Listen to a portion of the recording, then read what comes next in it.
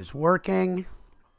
So there's a couple of things. They've now got a raise hand thing. I'm not sure what that does. If somebody raises their hand, what do I see? Oh, look at that. It comes up and it shows me that somebody's raised their hand. So if you have something to pipe in and I'm not catching it on the chat line, you can do your little raised hand thing. Ooh, ooh, ooh, pick me, pick me. Um, I pretty much just try to look at the chat line while things are going on. But if you have something to pipe in and I'm not catching it, let me know with the raised hand thing. Let me see what it looks like when I do it from there. I'm not sure if I see it when it's in the chat line. So anyway, that's a new little feature down at the bottom. You'll see raise hand. I think you'll also see some other things that they've added that you can pin things in a different way. They're all trying to outdo each other with features and stuff. So that's good. That's good. A little bit of market competition going on. Okay, so here's what's up for today. We have the recording running. This is the lecture for Design 350. It's Thursday, November 19th. Remember, for the lab, I'm really doing things sort of by appointment. So when it gets to be lab time, put @ and your name plus a question on the chat line, and I'll address them in order. And then there's also, if you recall, this little spreadsheet that you can find. It's in the announcements for Design 350. And you can get in here and you can see everywhere I put not available means that nobody signed up like half an hour to an hour ahead of time. So I guess there are no questions. That's so good. Everybody's just working away with no questions. So like today's Thursday.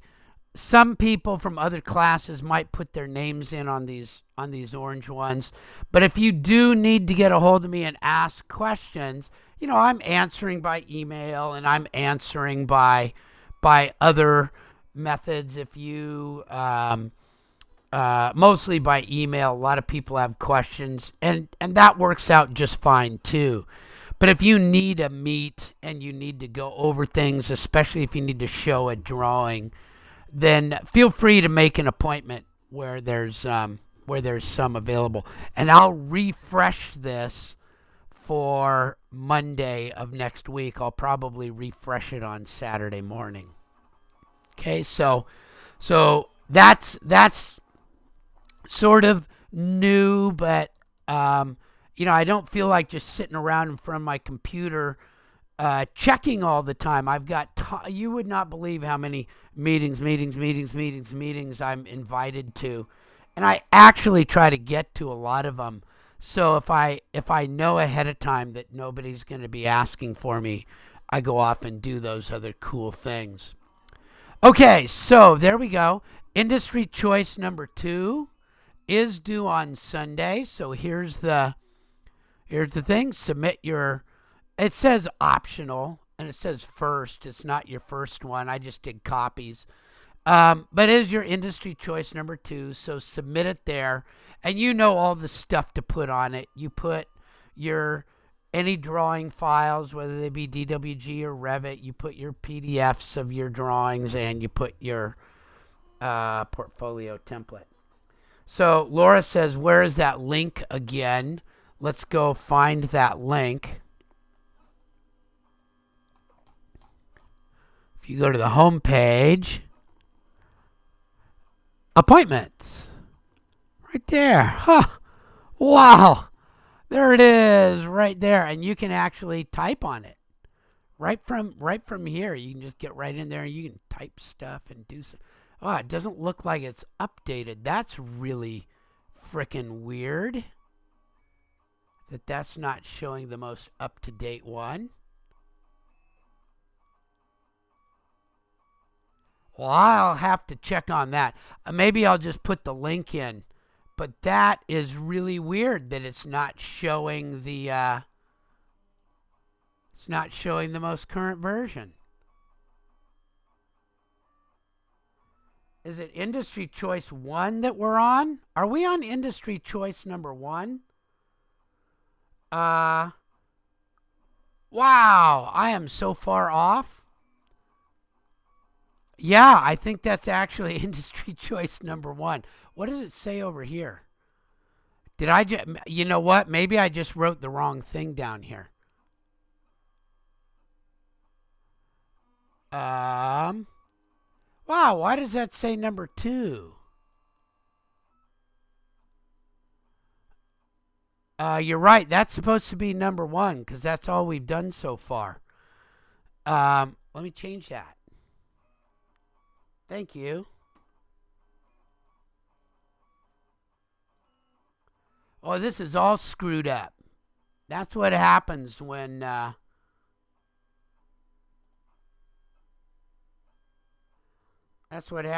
we work online and nothing's really set right. There we go.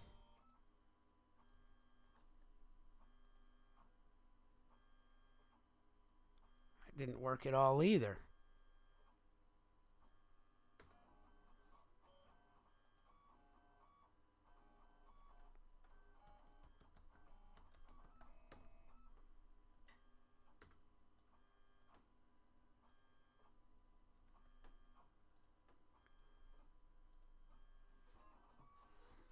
There we go. So that's got that one squared away. That's good. Yeah, I don't know why I had that down as that. But this really bothers me that this thing isn't working. So I'm gonna just do it the old-fashioned way, and I'll delete that one, and I'll just put the link in.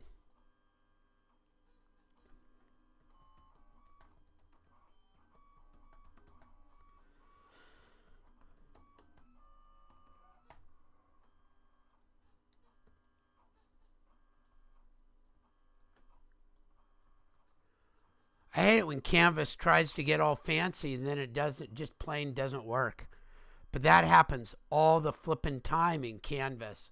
Everybody thinks it's this great online learning tool. It's pretty good for getting a little bit of information out. I can't imagine people trying to really do real online learning with Canvas. It's such a hokey poke little system, and here I am. I'm recording that, so I guess I'm on record saying that. Okay, so that gets us a little bit back on track, and that should be.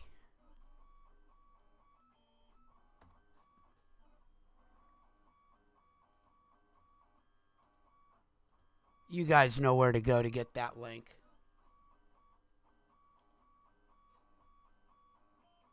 Oh man, this is all messed up. I was not even on the right one.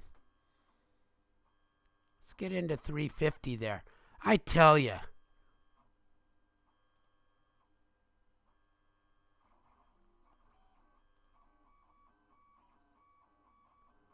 Well, this one works a little better because at least the link to the file is already there. Okay, so you've got it under Prof. Schuster's meeting hours. I really don't know why this is not updating, though.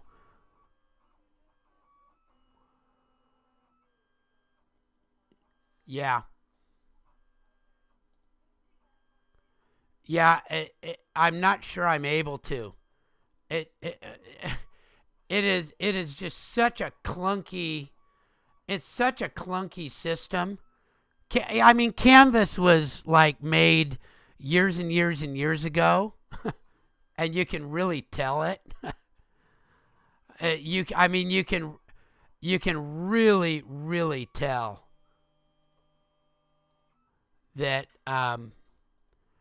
that it's this old-fashioned kind of crummy thing.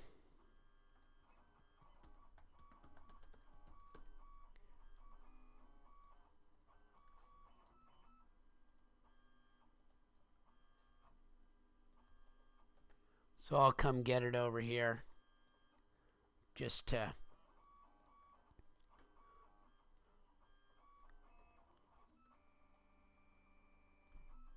That didn't work.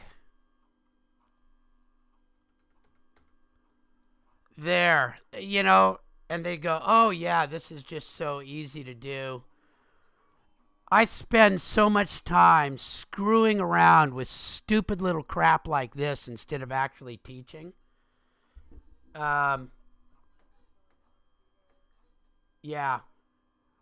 Um, yeah, so there we go. You can just go to the appointment link. Go in there. Yeah, unfortunately, we say we've got the tools and we really don't. And we're sort of locked out of having the tools that we really want because our district won't loosen up all of our stuff. Before we were using Canvas, we used one called Blackboard. And the people that owned Blackboard, there was a big fight internally about selling data. And so the people that wanted to sell data left Blackboard and started Canvas and redid Canvas. And so now, and that's what we've gone with as a district, as actually a community college system. And all of your data is being sold, just so you know. Your data is being sold. Now, it's aggregated data, but they've already proven that from aggregated data they can find out and get down there if they want to really use it. So I'm not a real fan of using this, which is why I do as little as possible in Canvas, and I do as much as I can in Google Meet and Google Drive, because they sell it too, but we're a little bit little bit different. So yeah, so we had Blackboard, and I think there was one other before that, and a lot of people used to use Moodle, but the district has forbidden people to use Moodle. We use it anyway. We just put a link on. So it's all interesting.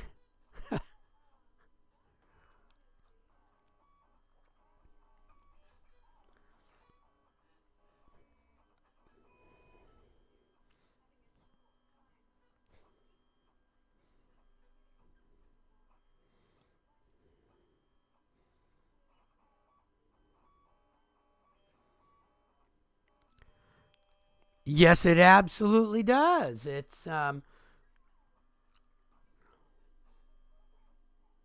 yeah. Um, and so what they sell, by the way, they sell things like aggregated success rate. They sell aggregated numbers of who's taking what. And when I say aggregated, it truly is. I mean, they take everybody and then they have their algorithms.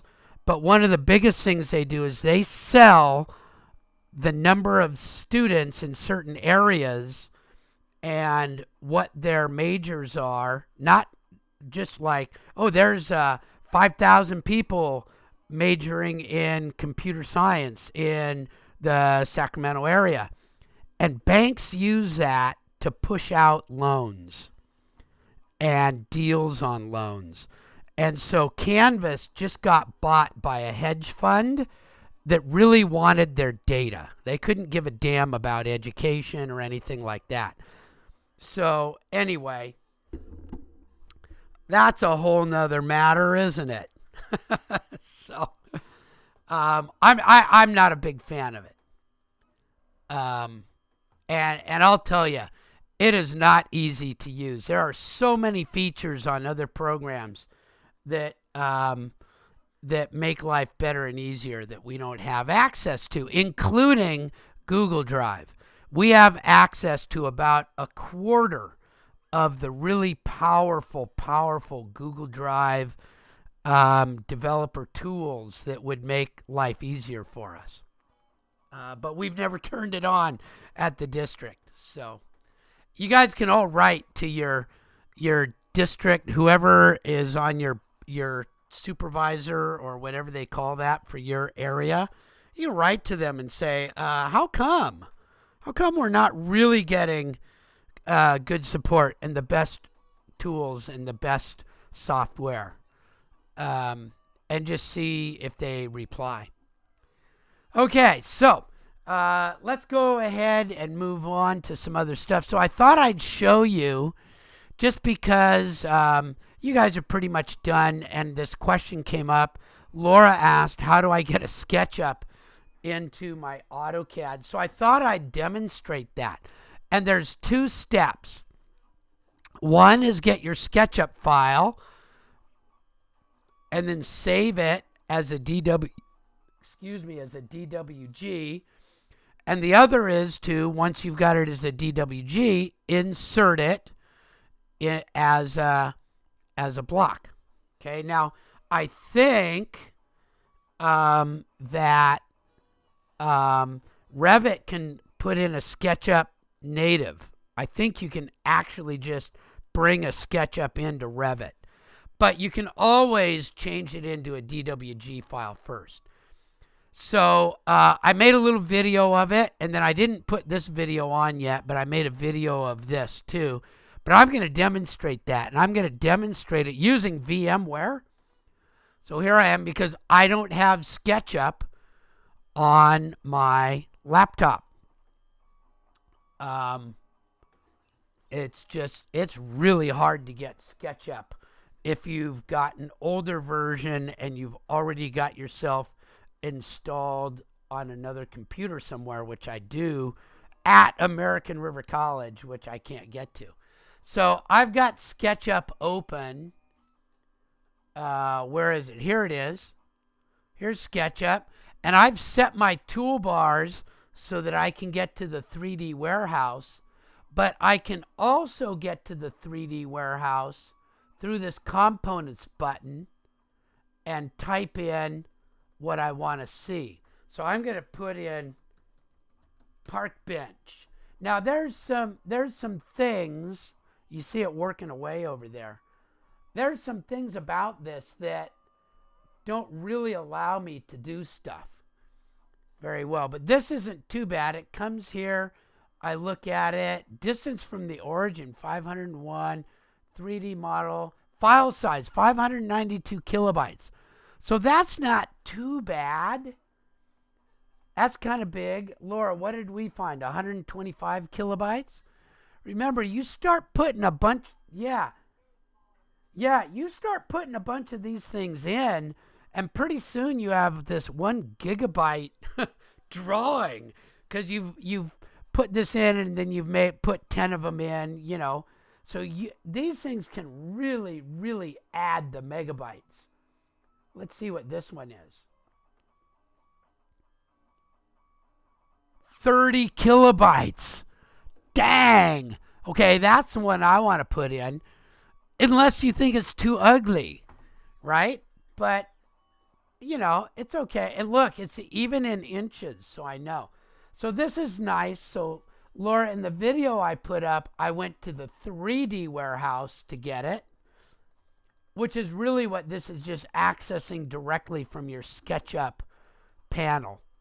So you can go to 3D warehouse, Trimble 3D warehouse, and get it. And then I'm going to download it, and it says, do you want to go right into your SketchUp model? And I'm going to go yes. Because I always put it, and look, that's a little big. Don't you think that's a little bit too big? So I'm going to have to scale it to something that I want. And this is why I always put it in to a model first. So here we go. How do I scale that? I go to the little arrow button, click, and I click on it. Come on. And then I hit my scale button. And if I go corner to corner, it scales the whole thing. And if I do like mid to mid, it does it as I move my mouse, I'm going to Control Z that. I think I can go like this middle one does just sideways, stretch, and this middle one just does up and down. So you can put that in there and you can do your cool thing with it. And if I need to rotate it, here's the rotate command. So I draw a line and then I rotate it once I have my rotate line. And here's in my move command. There. So that looks like maybe a reasonable sized bench. And somewhere on here, there's a measure tool. There's a measure tool. So that's a little over 5 feet. I'll leave it like that. That seems okay. And it's almost 30 inches tall. It's 28 inches tall. So that seems like a pretty good size. And then I can get rid of Google, whoever this is, because I don't need that person anymore. And now I have a file that I can save.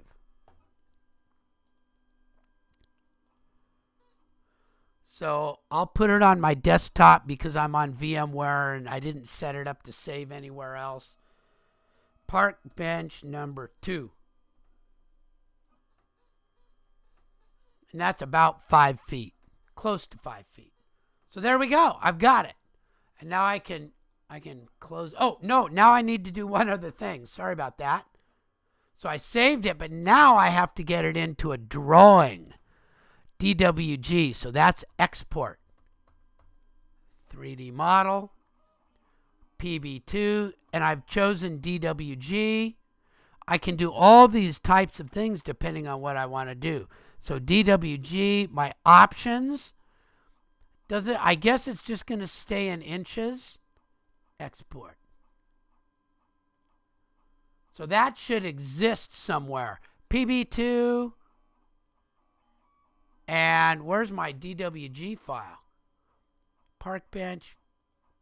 Park bench. Oh, I don't know where I just saved that. Exported it. I do that all the time, darn it. I don't know where I just exported that to.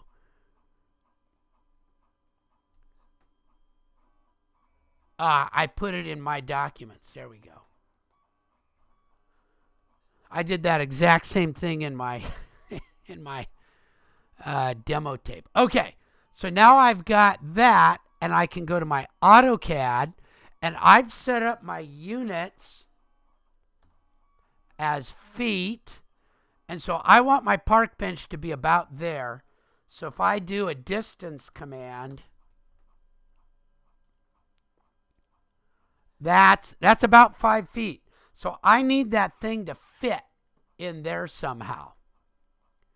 So I'll do my insert and I'll just see what happens. Right? So I go to insert, blocks from other drawings. So I have to go look for it. PB2. There it is. So that's what I want to put in. And I'll put it in at 1:1 and just see what happens. Looks like it came out okay. So this is reading units. It looks like it's reading units pretty well. See, it's just a little over 5 feet. And I can stretch that down if I want. Over on my Y, I could have made that 0.9. See over here? Or I can actually scale this thing if I want. But I think I'm pretty close to scale, and I can go fix it up. There I go. I've got a park bench. And it's pretty close to the size that I wanted. If I look at it in a elevation view, I see it's a park bench. And I even put it on, I put it on my park equipment layer.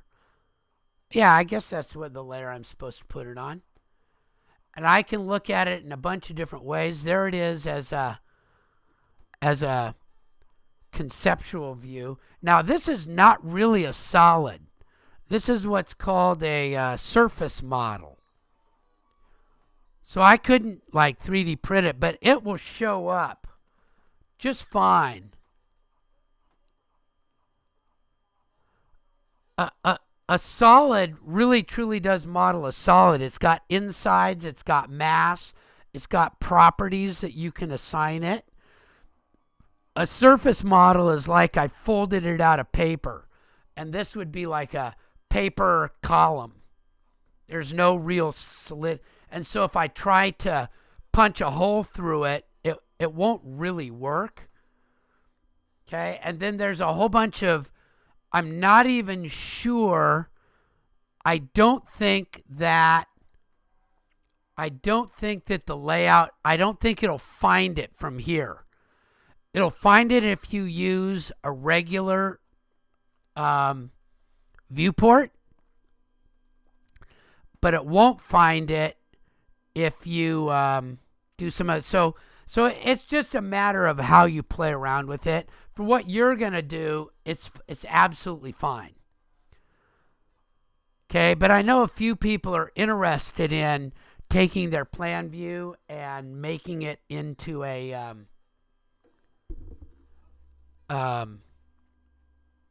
making it into a 3D view.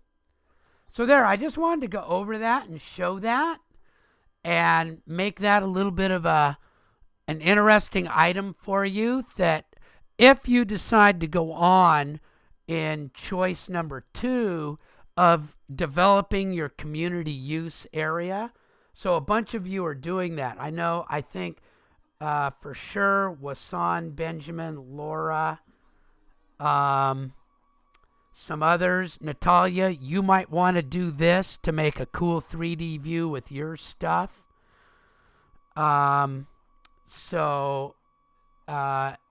It's just there for you.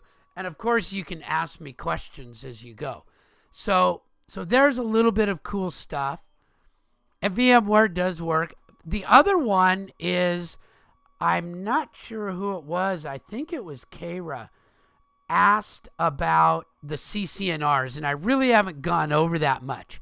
So what I thought I'd do is I found this site that's pretty good. It's a little overbearing. It's all about homeowners associations and everything like that. But if you read this site, there's a thing called a common interest development.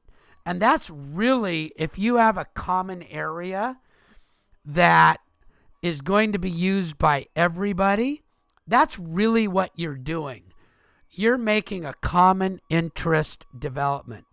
And the words are like very broad. Your common interest can really be whatever your common interest is.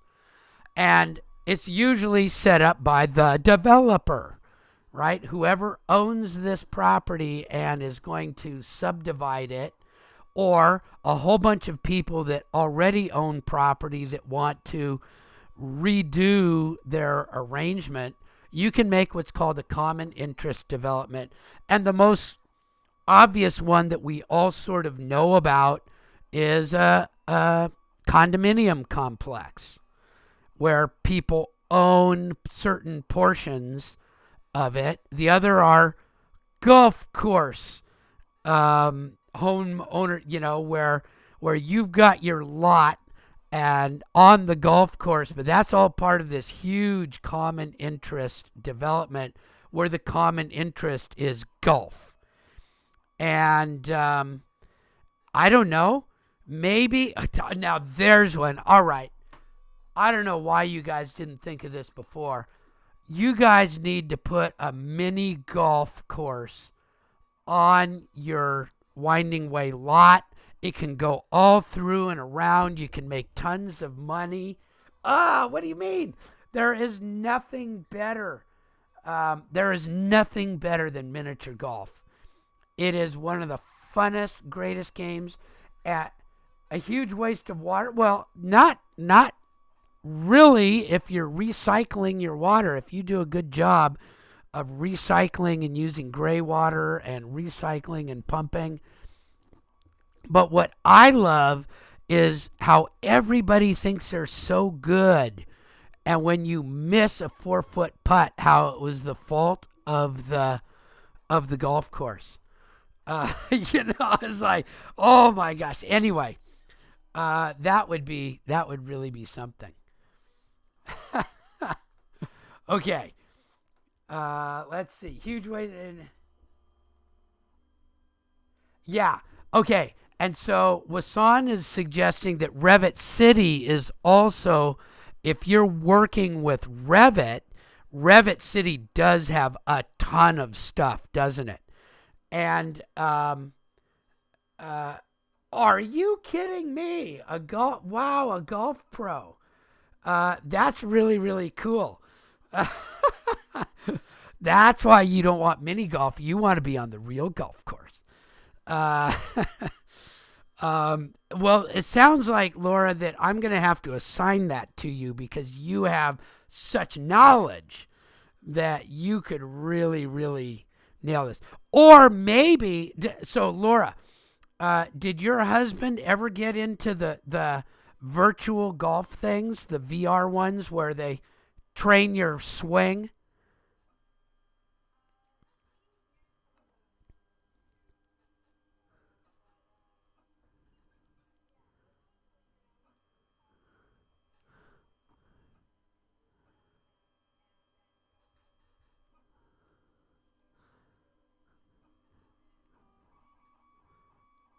Right.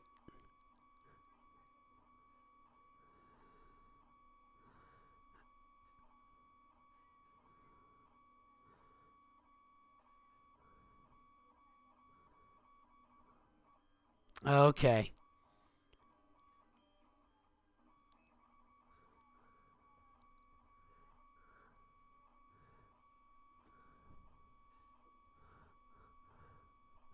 Yeah.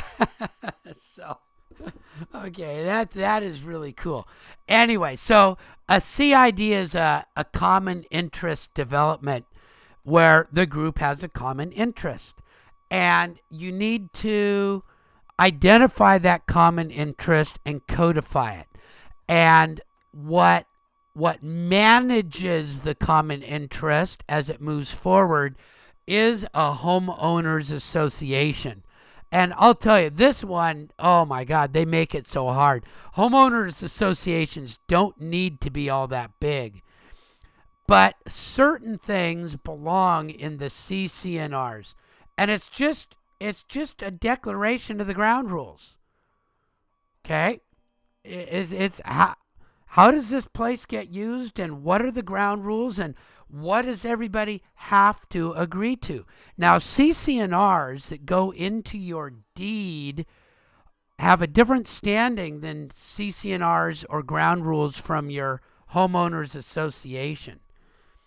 So, um, homeowners associations can vote to change their rules. They really can, unless it's grounded in the deed itself. That's why the racist and redlining and those weird deeds, I mean, there's no way to get those off. They're grounded in it, they're there. It wasn't a common interest development that just said our common interest is keeping our race pure or whatever it was, or keeping the riffraff out, whatever that common interest was, those can be changed by the homeowners association. CC&Rs cannot. Okay? So when I say write CC&Rs, they're really at basic ones that are at the root of things like CC&Rs can say that whoever lives there, whoever owns it, must make that either a first or second residency, or that rentals may or may not be done, or um, you know things like that go with the land are CC&Rs. What you might write is a CC&R not for the deed, but that goes with your HOA. Okay? So so that's really what I'm asking for, is a CC&R that is attached to an HOA, homeowners association, rather than one that's attached to a deed. CC&Rs of an HOA can be changed per whatever the rules of amending association documents are. Okay, and so that's kind of interesting. Usually, an HOA gets an outside group to manage the HOA to get the money.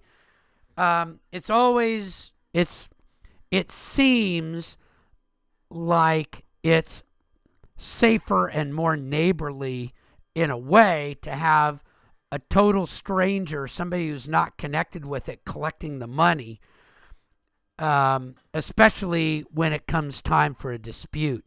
So they have these management companies and management groups that don't really do a lot.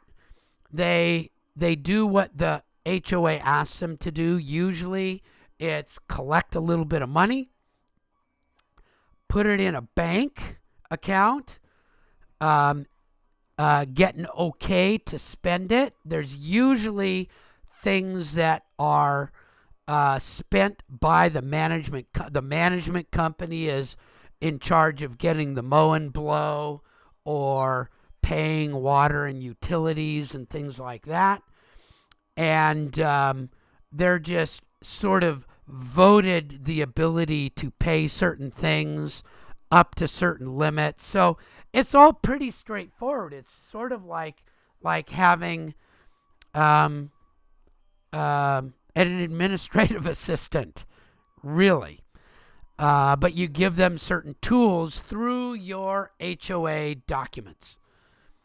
Okay? So what would I ask you to do?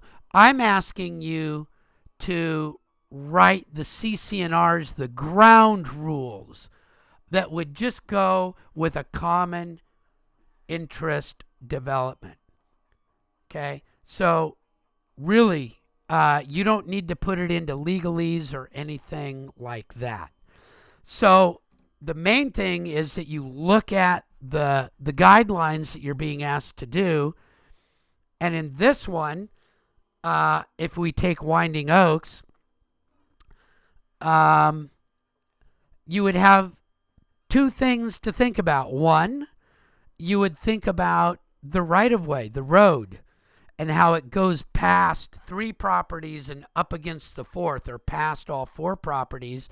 You would have to think about whether that land is actually owned by the HOA or if it's owned by each individual property with an easement, which says that and that would go into your deed, the easement that allows people to pass by across your property along this very specific area. Easements go into deeds, but you don't have to worry about that. But does the lot owner own that property, or does the HOA, the Common Interest Development, own that property?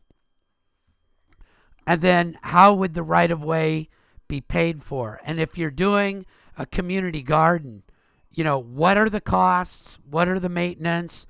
If money does come in, how is it distributed and who gets it? Things like that. Just think those things through and just write a set of ground rules. And then poke holes in it. Yeah, 1.2 acres of property in Natalia's road in her property, right? Of course, and that's really interesting, Natalia, is you might have an interest in how that property is actually split up and cared for and owned. As an example, I have cousins who, as a group, own about 100 acres on like the North Fork of the South Fork of the West Fork of some creek that runs into the Russian River. It's over by Cazadero. Absolutely gorgeous, gorgeous area. But they have this set of rules of who gets to do what with what part of it and how costs are all split up because there's two buildings on it and there's a cistern and there's some solar, but most of it is like natural, and so they have an agreement, and so the deed shows a subdivision of two parts, and I believe, I don't really know because I'm not part of it. These are some cousins that own this, but I think that the deed requires a certain vote in the number of owners, percentage of owners, if there's going to be an improvement on this other area, stuff like that. So there's interesting stuff, okay? Just write the ground rules down. Does that make sense for you guys of what we're looking at? And this is pretty good. There's a lot of stuff in here. Look at that, electric cars. Affecting transfer sale, internet either prohibit or unlimited charging, and an owner's is including is void. Okay, so this is actually in the civil code. So this is letting.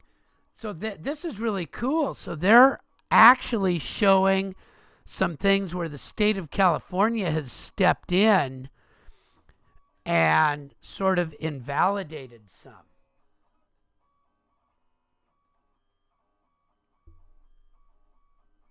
Let's see. So Laura says there's some information about starting a garden. Don't know. Let's see. So yeah, so that's asking the landowner for permission for a community garden. That the gardeners will be responsible for keeping the site clean and weed free. Right, and so that is that in a link, Laura? Can you post that link so that people can grab it if they want? Yeah, and they're the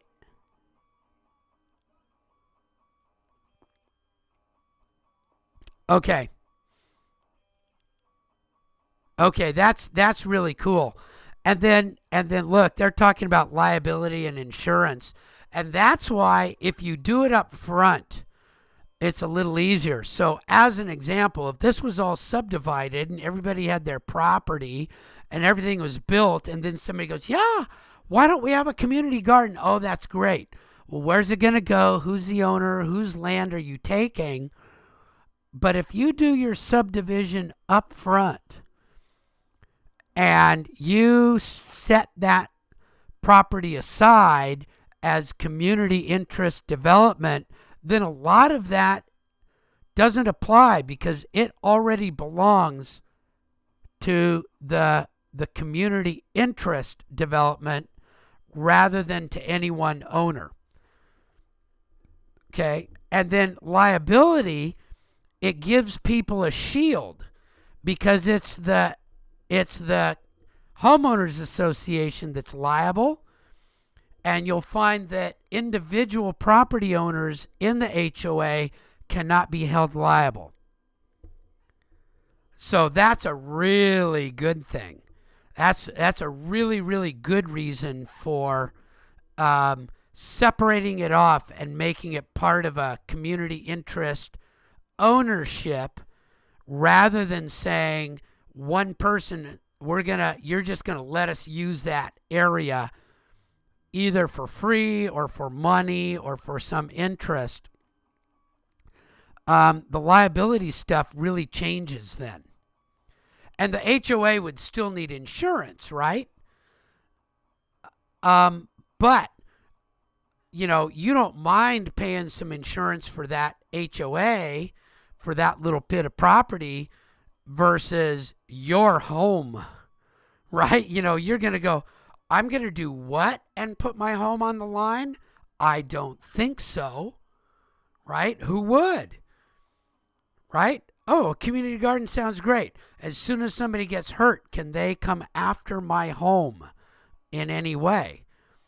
Well, I sure wouldn't go for that. I don't know anybody who would go. That sounds like a really great deal.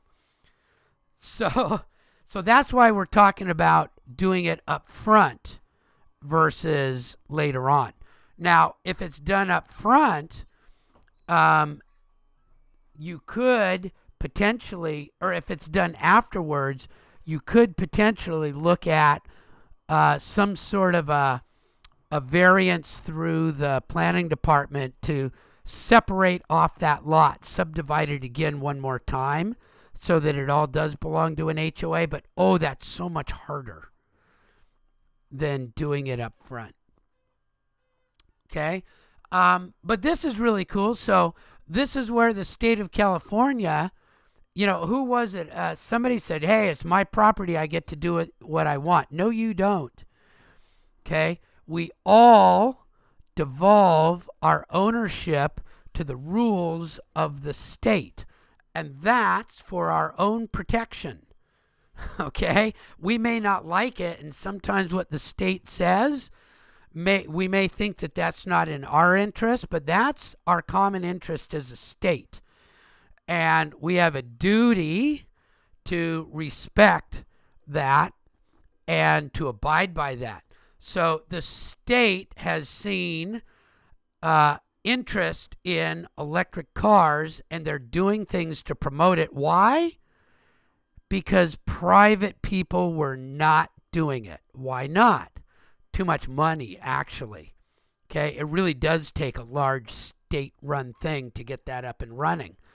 So the state here is putting in a civil code that says, I don't care what your CC&Rs say at your homeowners association, that is now illegal and unenforceable if somebody wants to put in electric car charging station. Okay? So that's really interesting. And there's all sorts of things like that. They have them about what satellites on roofs and in your common area and how big they can be and all sorts of stuff. So this is a kind of a cool site, but really I'm not looking for you to be the expert. I'm looking for you to have done a well thought out set of ground rules for the use of your area, and to think about things like safety, liability, sustainable costs, sustainable income, who gets to use it, who benefits from it. And just make sure, and you can write all those things down and say, and to meet all these, here are the ground rules. And you could even put it in those terms for what we're doing.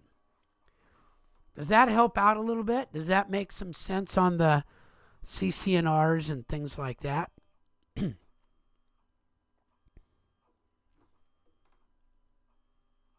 Well, cool. Okay, then here's what we'll do. Let's come back to here. So that's what I'm writing down here. There's lots of special language that somebody would write.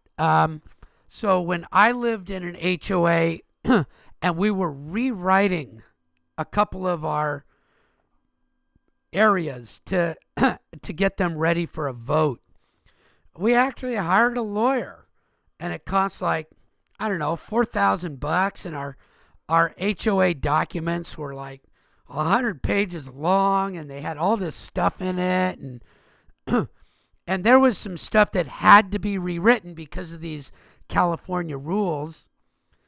And we were going over some other things. They had some really they had some rules that really were not very good, and they were overly restrictive.